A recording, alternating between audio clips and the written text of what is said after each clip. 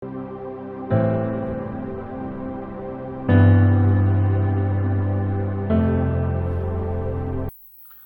eu disse, o tema da minha mensagem hoje é humildade. Olha o que vai dizer, Lucas 14, versículo 1. Certo sábado, Jesus entrou na casa de um dos chefes dos fariseus para comer. E eles observavam, achava-se ali diante dele um homem que sofria de hidropsia. Tomando a palavra, Jesus perguntou aos doutores da lei, aos fariseus, é correto curar no sábado? Mas eles ficaram calados. Jesus, então, tocando o homem, curou e o mandou para casa.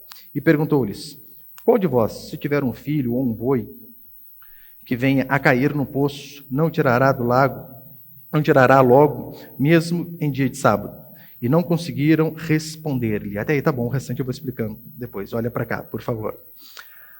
Vocês lembram que nas últimas mensagens eu falei sobre o lamento de Jesus diante de Jerusalém, que ele diz, né, Jerusalém, Jerusalém, quantas vezes eu quis, com uma galinha, colocar vocês ali debaixo das minhas asas, mas vocês não quiseram. E ele estava falando aqui lá para nós, que temos diversas vezes a oportunidade de ouvir o Evangelho e não aproveitamos essas oportunidades. E seremos cobrados por conta disso. Porque nós temos esse privilégio hoje de sentarmos em um local de culto como esse, de podermos cultuar. É um privilégio. Há países muçulmanos onde você simplesmente andar com uma Bíblia faz de você um alvo fácil para ser degolado. E nós temos esse privilégio, óbvio, né? E se nós não aproveitarmos, com toda certeza seremos cobrados. E então aqui, Jesus ele começa fazendo uma cura no sábado. Se você lembrar, acho que umas 2, 3 mensagens atrás, né, tinha este mesmo assunto. Jesus ele curou uma mulher que durante mais de 10 anos, 14 anos, se eu não me engano, que ela andava encurvada. E Jesus vai e cura aquela mulher justamente no sábado. E aqui é uma cura também, só que aqui é de um homem que tem hidropsia. Não sei se você sabe o que é isso, mas o que é hidropsia? É o acúmulo de água no corpo.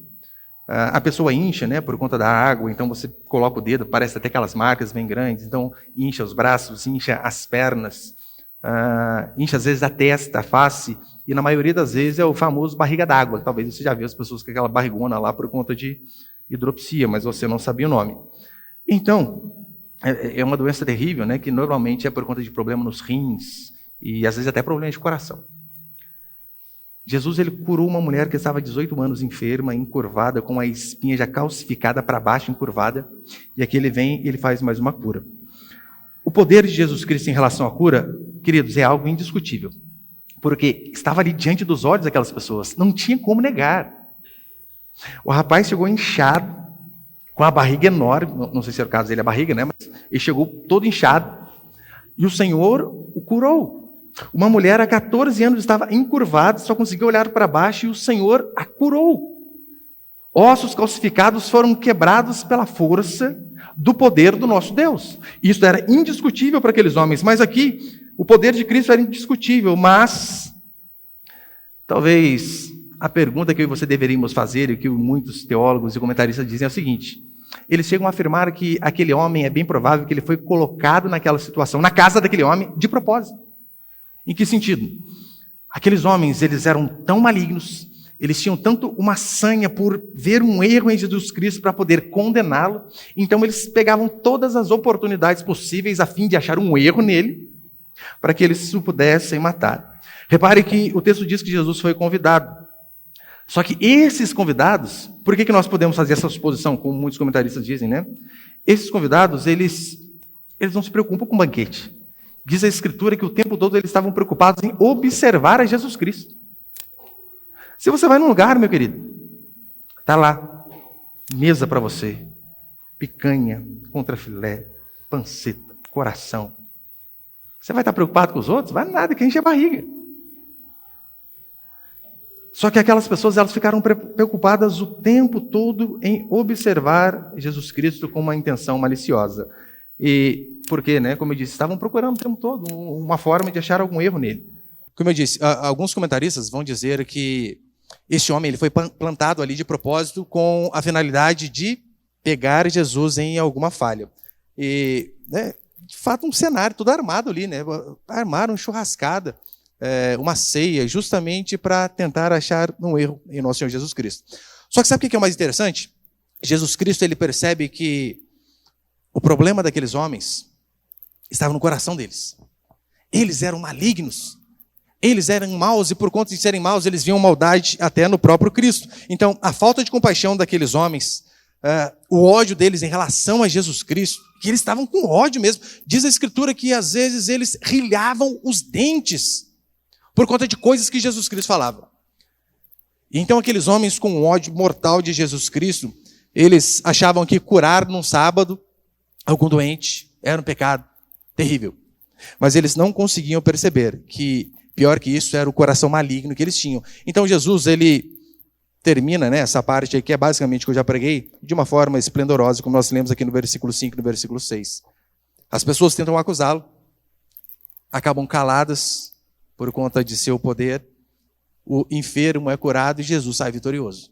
Então, é basicamente o que eu já tinha pregado, né? E eu vou, na verdade, me der mais nos outros princípios ali. Põe o segundo, por favor. O segundo princípio é o seguinte: humildade é uma característica dos filhos de Deus. Humildade. Você lembra lá em Mateus capítulo 5, onde Jesus diz assim: bem-aventurados os humildes de espírito. Humildes de espírito. E é interessante esse texto que, por exemplo, no versículo 7, acompanhe comigo. Lucas 14, versículo 7. Ao observar como os convidados escolhiam os primeiros lugares, contou-lhes uma parábola.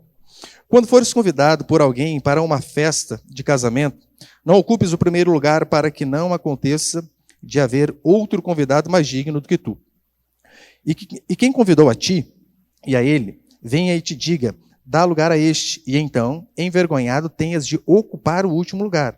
Mas quando fores convidado, vai e ocupa o último lugar, para que, quando vier o que te convidou, te diga: amigo, ocupa um lugar mais elevado. Então, serás honrado diante de todos os que estiverem contigo à mesa.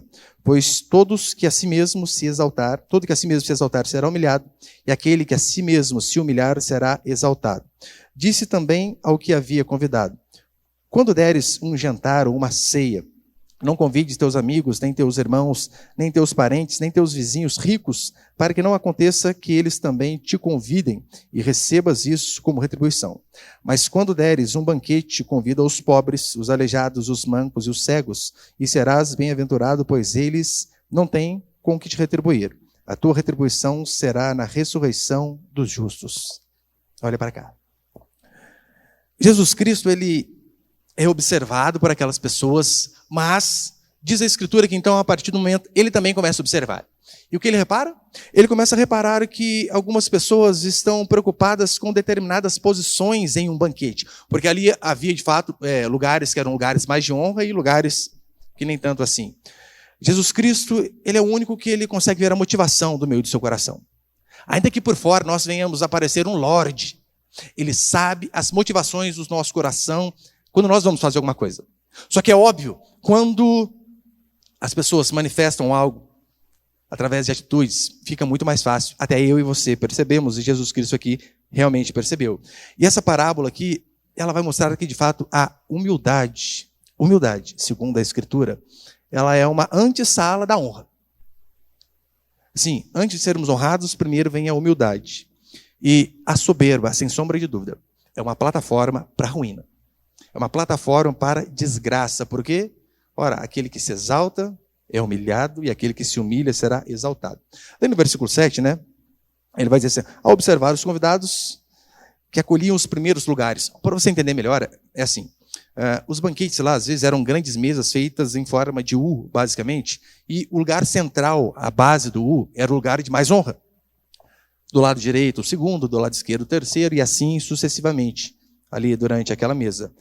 Então Jesus Cristo, ele notou essa disputa, ele percebeu que um problema grave que havia com aqueles homens não era uma violação da etiqueta em relação à mesa.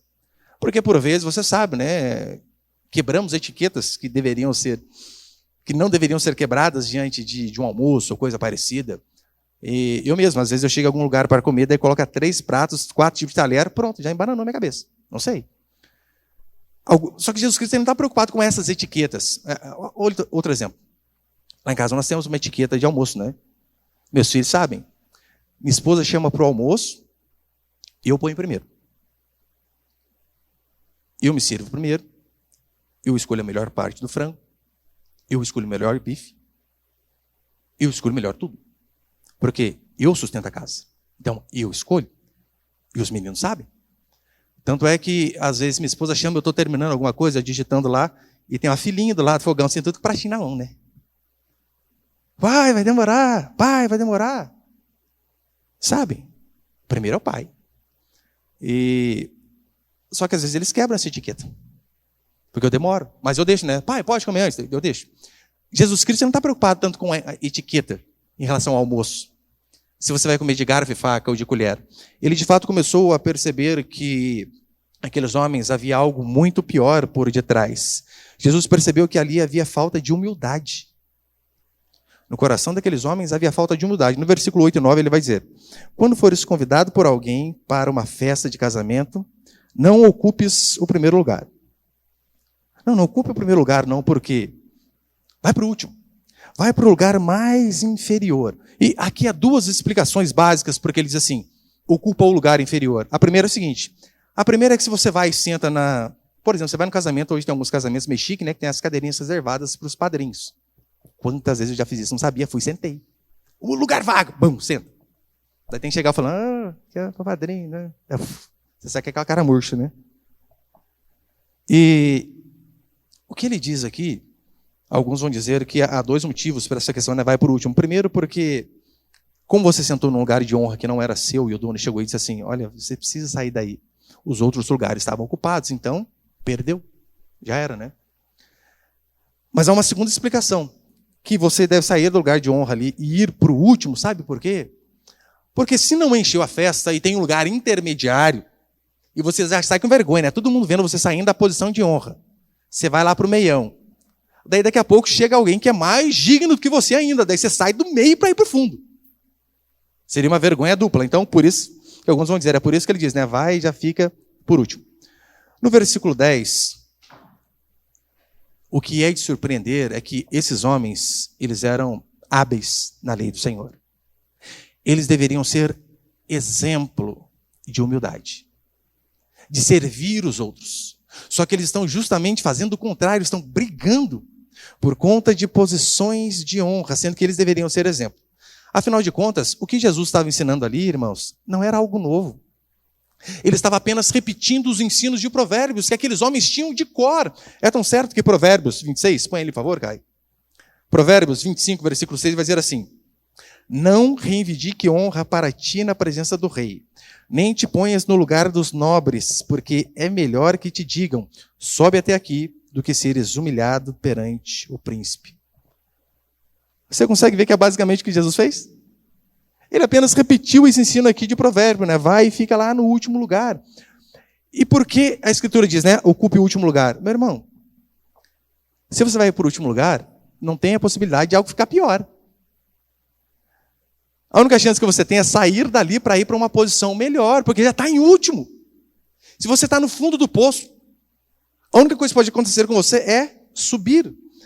Eu e você, nós somos constantemente chamados a ser humildes. Aqui é apenas uma parábola para nos explicar o quanto os servos de Deus devem deixar o orgulho, a arrogância de lado e buscarem a cada dia mais serem humildes. Nós somos chamados a isso. Primeiro que nós temos um exemplo. Qual o exemplo? Jesus Cristo. Lembra em Filipenses quando a Escritura vai dizer assim? Ele mesmo sendo Deus, não julgou como usurpação ser igual a Deus, mas assim mesmo se humilhou, assumindo forma de servo, sendo obediente até a morte, morte de cruz. Esse é o exemplo de humildade que nós temos. Deus, não julgando como usurpação ser igual a Deus, mas assumindo forma de servo, sendo obediente à morte, até a morte de cruz. Esse é o primeiro motivo para que você sejamos humildes. Nós temos o exemplo de Cristo. Segundo, para que você não seja humilhado. Os arrogantes sempre são humilhados. Mas cedo ou mais tarde, sempre são. É tão certo que, por exemplo, Provérbios 29, pode pôr ali, Caio.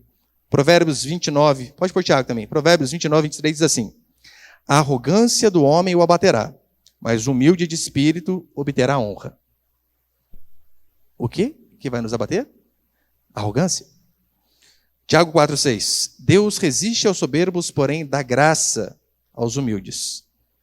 Na versão século 21 vai dizer que ele se opõe aos arrogantes. Deus resiste aos soberbos, se opõe aos arrogantes. Põe próximo. 1 Pedro 5,5. Do mesmo modo, vós, os mais jovens, sujeitai-vos aos presbíteros. Tende todos uma disposição humilde uns para com os outros, porque Deus se opõe aos arrogantes, mas dá graça aos humildes. Vós, jovens, sujeitai-vos aos presbíteros. Eram os pastores da igreja, né? E é claro que o jovem não deve sujeitar apenas ao presbítero, que é pastor da igreja, em casa. Se sujeitar aos pais. E por que você acha que Pedro aqui cita justamente a questão do jovem? Porque você já viu um bicho tão burro igual o jovem? Eu sempre digo que a frase mais sábia que um jovem, que um adolescente deve dizer é: sou tolo, ignorante. Se você vê um jovem falando isso, meu irmão e minha irmã, pode ter certeza, este está no caminho correto para a sabedoria. Agora não. Os jovens de hoje em dia têm lá, né, no auge da sua sabedoria, 15 anos, 16, 17.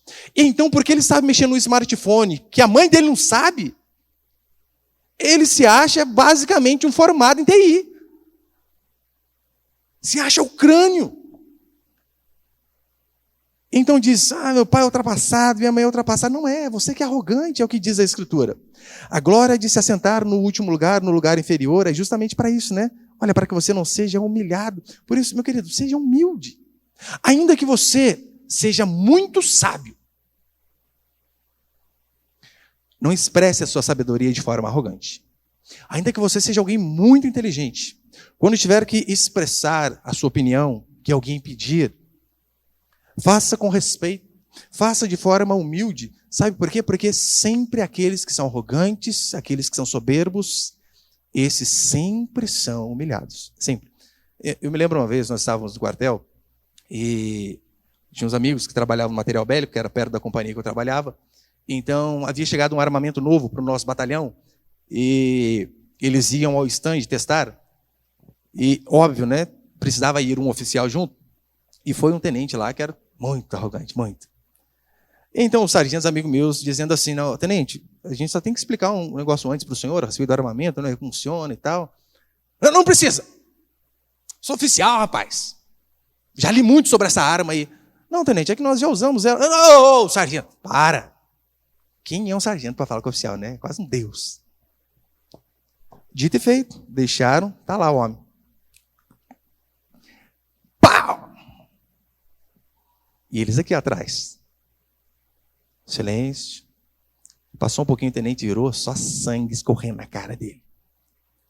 E o amigo meu disse assim, tenente, a gente ia explicar o ricochete dessa arma que é forte, né? Mas não deu para falar. Pum, tomou. Os soberbos sempre são humilhados. E a arrogância, ela afeta todas as faixas etárias, todas as classes sociais. Não pense que por ser pobre você é humilde, não tem nada a ver. O que tem de pobre arrogante, rico também, óbvio que tem. O problema é que o rico, ele se orgulha da riqueza que ele acha que ele conseguiu por conta da sua própria força, por conta do seu trabalho. Agora, o que tem de pobre que só sabe pregar um prego, mas diz, mas convenhamos, eu não conheço alguém que martela igual eu martelo. Sabe nada, mas sempre se acha o melhor. Portanto, eu e você devemos tomar cuidado. Não ache, meu querido, o tempo todo que você é o melhor do seu trabalho. Não sabe por quê? A maioria das vezes você não é. Não é. Não se ache melhor que o seu chefe. Ora, porque se você fosse tão bom assim, o chefe era você, né? Daí tá lá, você peãozão, a chance a mais que o chefe. Humildade é essencial para mim e para a sua vida. Não ache que você é uma pessoa insubstituível. O dia que me tirarem deste lugar aqui, a empresa fale. Quer que eu fale? Quer que alguém fale, né? Fale nada. Eu lembro que quando eu fui sair da igreja de Guará para vir para cá, e na época, né, não tinha esse advento da internet ainda, e acho que nem rádio tínhamos muito, E eu tive 4 pequenos grupos ali, né, multiplicando, um que virou 2, virou 3, virou 4. E realmente, muitas pessoas que estavam ali na igreja, que foi por conta dos meus pequenos grupos multiplicando. Aí eu falei, puxa, eu vou sair daqui, tadinho, vai quebrar a igreja, né? Na minha humilde opinião. Pensa numa igreja que cresceu. Nossa, cresceu demais. Muito. Você já foi Deus lá de cima, você não está vendo? Oh, você é um moleque. Achou que as coisas funcionavam por conta de você? Não é. Humildade é essencial. Não ache que você é insubstituível. Não ache que o seu serviço é sempre o mais bem feito. Porque reparou como você é? Se o seu companheiro de trabalho ele demora para fazer alguma coisa, ele é lerdo. Você é perfeccionista. Porque você se dedica mais. Veja alguns exemplos da Escritura de que a arrogância de fato pode afundar a mim e a você. A Escritura vai falar sobre um homem chamado Nabal, lá no livro de 1 Samuel, capítulo 25. Nabal ele era um homem muito rico. Muito rico, porém ele era alguém maligno e de trato duro para com os seus funcionários. É o típico rico arrogante. Então, Davi ele estava fugindo de Saul, e então ele manda alguns soldados ir a Nabal e dizer assim, arrumem comida para mim e para os meus soldados. E Nabal ele tem a cara de pau de dizer assim, este pão e esta água são meus, exclusivamente meus, e não de Davi, não vou dar. Ele tinha de monte, mas foi uma arrogância, uma petulância absurda. Então diz a Escritura que Davi fica furioso, sobe com vários homens, e diz, vamos matar Nabal e toda a sua descendência. Olha a desgraça por conta da arrogância. Não apenas Nabal ia morrer todo mundo. E Nabal tinha uma esposa muito sábia, muito temente a Deus, chamada Abigail. A Abigail vai e intercede. Diz, Davi, tem misericórdia de nós. A comida aqui para você, para os soldados, faz tudo. E cuidou daqueles homens. Uma mulher sábia livrou o marido da morte, mais toda a sua descendência. E então, o texto vai dizer que depois de 10 dias de Davi ter sido apaziguado por conta de uma mulher sábia, 10 dias depois o texto diz exatamente assim, feriu o Senhor a Nabal e este morreu. Quem feriu o Senhor? Quem feriu Nabal? O Senhor. Deus matou o arrogante. E o texto é explícito em dizer, Deus feriu a Nabal. E para completar a desgraça, né, que desgraça que é pouco, é bobeira, Davi pegou a mulher do cara. Não, essa mulher é muito prudente, vai ser minha esposa agora. Acabou. A Escritura vai falar sobre uma mulher chamada Jezabel. Eu tenho certeza que todos aqui conhecem a história dela. Isabel é uma mulher extremamente arrogante, impetuosa, maligna. O fim de Isabel foi trágico. Ela foi jogada de uma janela e o seu corpo virou esterco para animais, assim como Elias havia profetizado. Olha o fim desgramado que essa mulher teve. Por conta do quê? Arrogância e impetulância. Nabucodonosor, um tirano, ele então olha para o seu império e diz assim, eis tudo aquilo que eu construí. A força do meu braço. Eu conquistei todas essas coisas aqui. A Escritura vai dizer que o seu coração ele se encheu de orgulho. Você sabe qual foi o fim de Nabucodonosor? Diz a Escritura que Deus faz com que ele paste, literalmente. Nabucodonosor vira um bicho. Cresce pelos, como se fossem penas, unha. Ele começa a comer junto com bois. O Senhor assim fez. Por conta do quê? Por conta de sua arrogância. No Novo Testamento, a Bíblia vai falar sobre um rei chamado Herodes Agripa. Este rei, então, ele está ali no seu trono, com uma pompa, com roupas reais. E então ele faz um discurso e as pessoas dizem assim, essa voz é a voz de um Deus. As pessoas dizem que aquele homem parecia um Deus. O interessante é que, simplesmente pelo fato dele não transferir a glória para Deus, sabe o que aconteceu com ele? Põe ali Atos capítulo 12, por favor. Atos 12, 23. No mesmo instante, o anjo do Senhor o feriu, porque não deu glória a Deus e, comido por vermes, morreu. É voz de um Deus. Ele diz, não, longe de mim, né? Deus é apenas um. Não. Ele diz, morreu. Arrogância.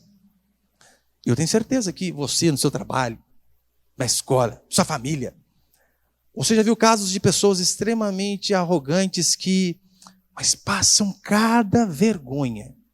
Oh, Deus! Talvez foi o seu caso, e por vezes já aconteceu isso comigo. Eu me lembro uma vez, essa vez não foi uma vergonha minha, óbvio, né? Eu estava indo fazer o concurso de cabo, se eu não me engano, para aeronáutica, e eu estudei muito, muito. Estudei demais.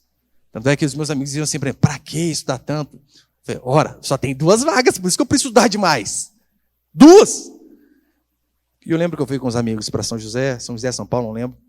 E ali na van, a gente conversando, alguns amigos dizendo assim, né? Você vai ser fácil, eu estudei demais. Não tem como eu não passar. Já era, tá no papo, uma vaga é minha, a outra vocês brigam aí. E eu lembro de um conhecido falar assim para o amigo dele, né? Ô fulano, na hora que foi entrar para a sala para fazer a avaliação, ô fulano, boa sorte. Ele teve a petulância de dizer assim, não preciso de sorte, eu estudei. Humildade passou longe, né? E é óbvio que ele não passou também. Não passou.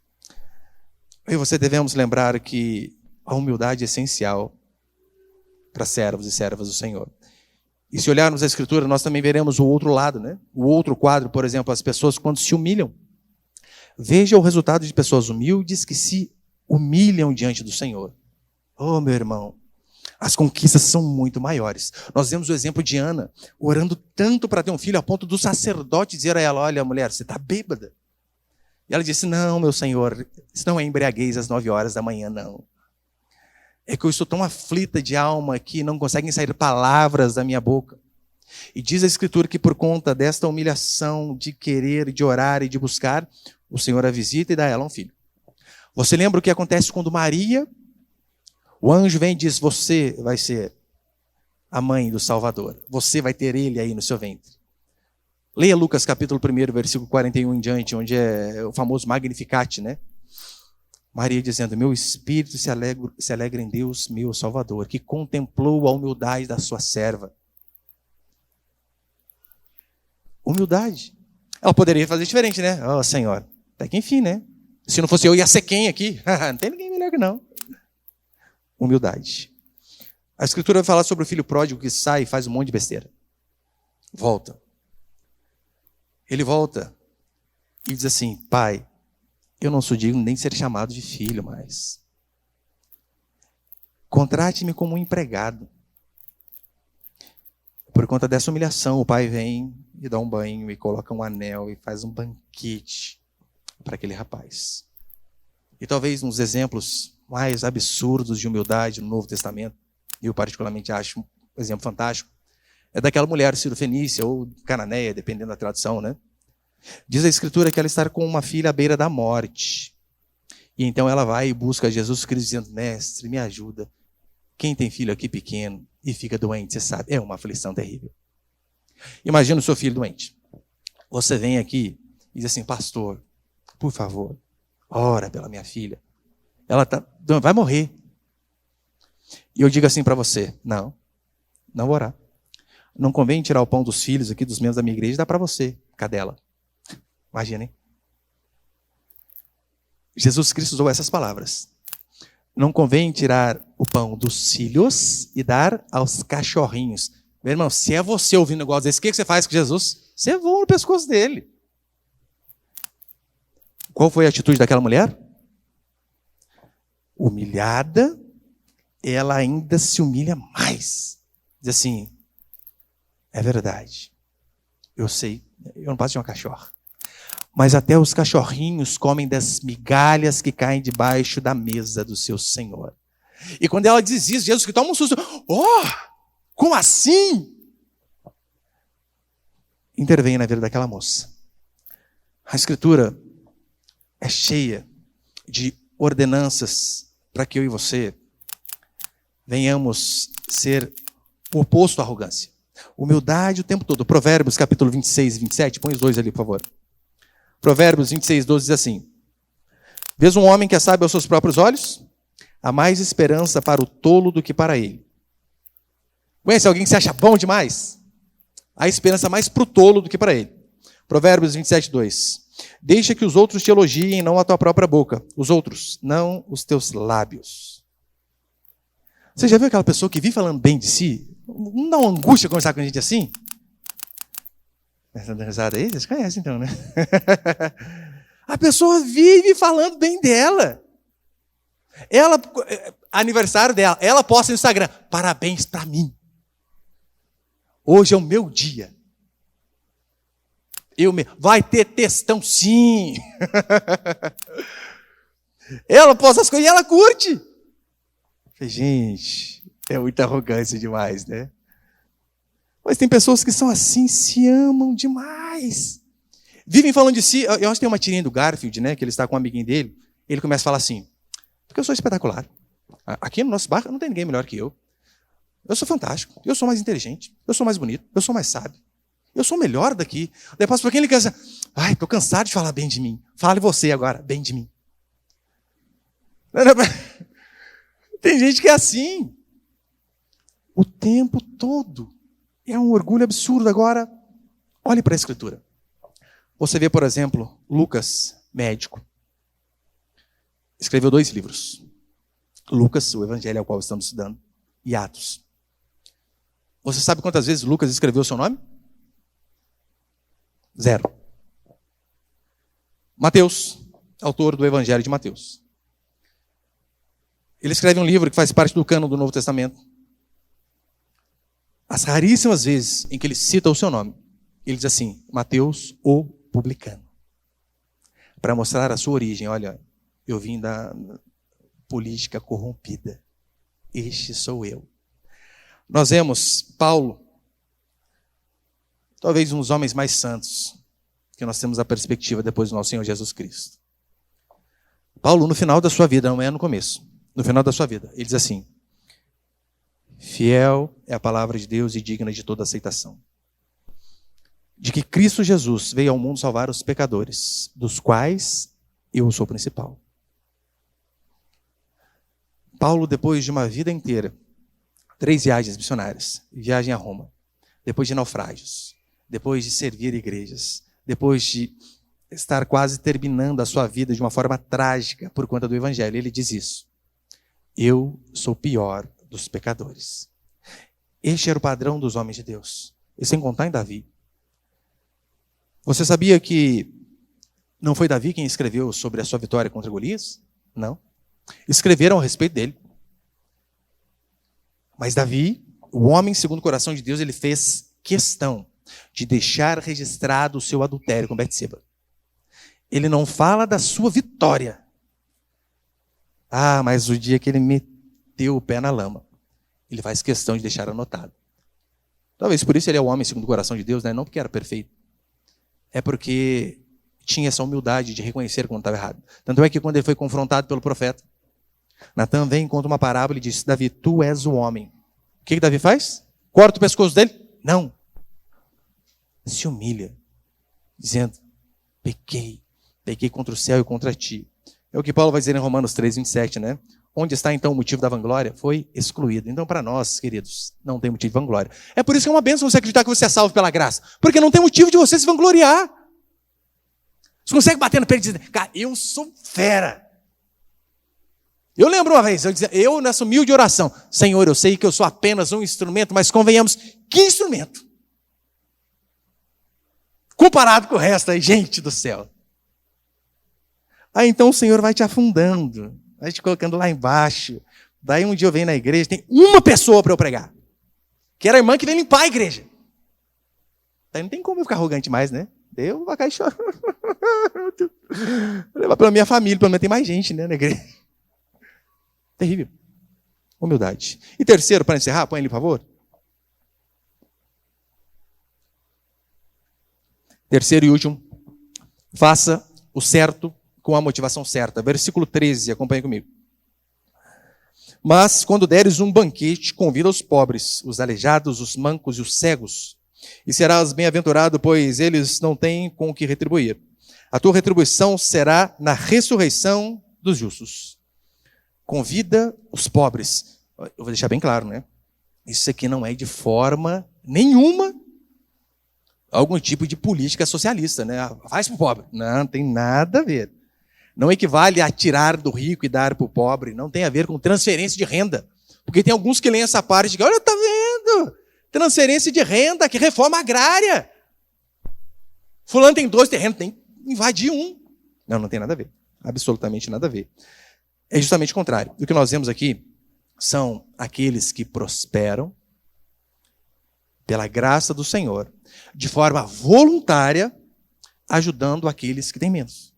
Este é o princípio de toda a Escritura. Os que possuem são sempre incentivados, admoestados a repartir com aqueles que têm menos. Não são obrigados, incentivados. Mas nós não vemos Deus arrancando, né, a força, melhor dizendo. Deus abençoou, reparta. Que convenhamos, Deus abençoa tanto você. Eu acredito que só tem uma coisa pior do que não ter coisas. É você ter e não ter com quem compartilhar. Tem graça você ir à pizzaria sozinho? Já viu alguém assim? O cara faz o cara mesinha. Quem? Só ele. E eu acho que eu nunca vi. Que graça que tem. Assistir jogo sozinho. Tem graça. Bom é ter e compartilhar. Você faz aquele almoço delicioso de domingo para quem? Para você. Você pensa assim, você acorda e diz, vai, hoje eu vou caprichar, churrasco e carne, isso, aqui. Vai ser uma benção. Para quem? Não, só para mim mesmo. Nem ânimo você tem para fazer. Por isso que a benção é compartilhar, né? Hoje o Edivaldo compartilhou comigo o almoço. Aleluia. Depois, eu, né, mandei uma mensagem para a Laís, assim, de manhãzinha. Laís, pergunta para o seu pai se ele não quer convidar eu para almoçar hoje. Coincidentemente, passou um tempinho e ligou. Pastor, quer vir almoçar aqui em casa? Eu falei, claro. Jamais negaria o seu convite. Cheguei agradecendo, irmão, obrigado por me convidar para ir na sua casa. Mas eu falei, irmão, tem que chamar eu, tem que ter gente na sua casa. Só pessoas, famílias, às vezes é ruim, chama mais. Eu encho a sua casa, tem de gente, né? É bênção. Tá junto com gente é bênção. Assistir jogo de Copa do Mundo sozinho é terrível. Até jogo de futebol brasileiro, né? É ruim, né? Às vezes é bom chamar até quem torce contra. Seca. O meu próprio ali, chamei ele para assistir jogo Corinthians e São Paulo. Ele é São Paulino, corintiano. Ele vai com um lençol de São Paulo na minha casa, põe na janela. É, cai de banco 3 meses, infeliz. É isso. Mas Deus nos abençoa para que nós venhamos a repartir a bênção também. Dinheiro é algo tão fantástico, queridos. Tão fantástico. Que Deus nos manda repartir. Nós devemos ser generosos. Fazer o bem é importante. Só que Jesus vai fazer aqui o seguinte, ele vai dizer, fazer o bem é de suma importância. Só que a motivação com que nós fazemos é ainda mais. Por quê? Você sabe, né? Você pode fazer o que é errado com a motivação errada. Você pode fazer o que é errado com a motivação certa. Você pode fazer o que é certo com a motivação errada. E você pode fazer o que é certo com a motivação certa. Este é o padrão. Hospitalidade, generosidade são algo fundamental. É isso que Jesus está dizendo aqui. Só que essa generosidade e hospitalidade deve ser feita com a motivação correta. E aqui o exemplo que ele dá é banquete, né? É bênção servir os outros. Só que quando você assim fizer, não faça para expor a sua riqueza, para mostrar o tanto que você tem, mas faça com o intuito de abençoar o próximo. Este é o padrão aqui da Escritura. Uma das formas que Jesus vai mostrar para mim e para você é o seguinte, olha, quer abençoar mesmo? Convida quem não pode te retribuir. Eu não estou dizendo que você não pode, né, convidar os pares ou quem possa te retribuir. Não há problema. Desde que você não convide pensando nisso, né? Ó, eu convido, mas agora tem depois da sua casa. Essa é a motivação errada. Jesus, ele ensina que aqueles que não podem retribuir nesta vida, é para esses que nós devemos fazer. Por quê? Porque daí a recompensa vai vir só do Senhor. Só que ele diz aqui, né? Fazendo assim para esses, vocês vão receber a recompensa na ressurreição dos justos. E qual que é o impedimento para isso? É que você não quer. Você imagina, né? Você faz algo, gasta o dia inteiro, uma semana inteira fazendo algo para alguém, e alguém fala assim para você, Deus abençoe. Só isso? Não, mas não tem uma retribuição aí, não tem nada. Vai nem convidar para uma pizza. Não vai nem colocar no Facebook, agradecimento especial, fulano. Não. Faça sem esperar retribuição. O som ficou diferente, é impressão minha. Ficou? Só daqui. Parou, voltou. Então, eu e você devemos lembrar que essa promessa, né? Espere receber longe na ressurreição dos justos, não é para nos desanimar. É para, no fundo, testar onde está a minha e a sua motivação. Onde está a minha sua motivação? William Hendricks, para encerrar, ele vai dizer assim: perdem a alegria de alegrar outra vida aqueles que não são generosos. Perdem a alegria de alegrar outras vidas aqueles que não são generosos. Portanto, eu e você não devemos deixar oportunidades passar se nós podemos ajudar alguém. Esses dias mesmo eu estava conversando com o irmão, ele dizendo que ele estava no supermercado, e ele estava lá para fazer compra, se eu não me engano, e ele falou que de repente viu um homem, não maltrapilho por conta de ser de rua, mas por conta de trabalhar muito em roça. Calça rasgada, mão tudo suja. Um filho descalço no supermercado. Ninguém vai ao supermercado descalço por vontade própria. Você vai só se não tiver mesmo. E este irmão contando que ele viu aquele homem naquela situação, simplesmente pegou uma parte do dinheiro da compra dele e foi e deu. Ó, leva. Ele provavelmente nunca vai ser retribuído por aquilo. Não.